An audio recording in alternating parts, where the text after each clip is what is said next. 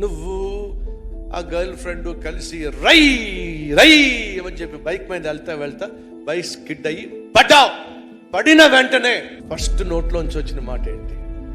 ఏ అమ్మాయి ఎందుకు అంటున్నావు? నీ గర్ల్ ఫ్రెండ్ అనొచ్చు కదా, హాయ్ డార్లింగ్ అనొచ్చుగా.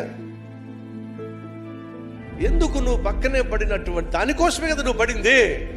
మరి దానికోసమే పడినప్పుడు అమ్మా అమ్మా అమ్మా నువ్వు అమ్మా అనే అది కూడా అమ్మా అమ్మా. అర్థమైందా?